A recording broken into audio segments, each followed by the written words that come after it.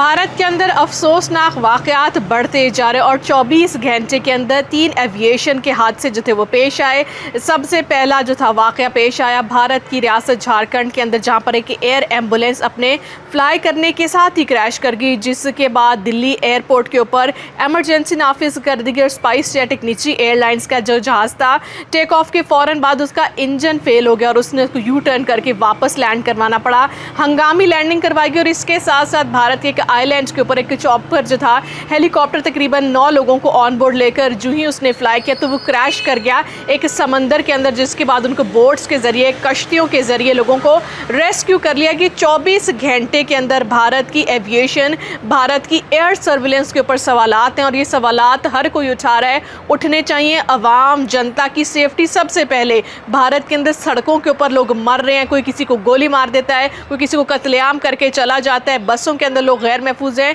भारत की सरकारी ट्रेनों की अबतर हालत है, लेकिन एयर सर्विसेज यानी कि वो फ़िज़ाई जो ट्रैवल्स लोग करते हैं, दुनिया की सबसे महंगी सर्विसेज की होती हैं, लेकिन वहाँ पर जब सर्विस की बात की जाती है तो इस हद तक ख़तरात हैं। कभी कोई जहाज़ गिर जाता है, कभी कोई हेलीकॉप्टर शॉप्टर समंदर के अंदर गिर जाता है, कभी किसी प्राइवेट निजी एयरलाइंस के जहाज़ का चलते चलते टेक ऑफ के फ़ौरन बाद इंजन फेलियर हो जाता है। ये इंडिया की एविएशन क्या करिए, सिविल एडमिनिस्ट्रेशन के ऊपर इस हद तक सवालात हैं और लोग इसके ऊपर, भारत की आवाम और जनता यही मुतालबा करिए कि कम अज़ कम अगर सिविल एडमिनिस्ट्रेशन कुछ कर नहीं रही तो सिविल एविएशन का जो भारत का इदारा है, जो कि रेगुलेटरी बॉडी होता है, तो कम अज़ कम रेगुलेशन तो कर ले और इन तमाम चीज़ों को रिव्यू करे कि भारत के अंदर वो तमाम निजी एयरलाइंस, प्राइवेट एयरलाइंस जो कि ऑपरेट कर रही हैं, जिनके जहाज़, जिनके हेलीकॉप्टर्स जो हैं वो दिन रात फ्लाई कर रहे होते हैं, उनकी कम अज़ कम जहाज़ों की, हेलीकॉप्टर्स की अबतर हालत के ऊपर कोई रिव्यू रिपोर्ट ही ले ले और अगर रिव्यू रिपोर्ट मौजूद है तो उसको अवाम के सामने पेश किया जाए,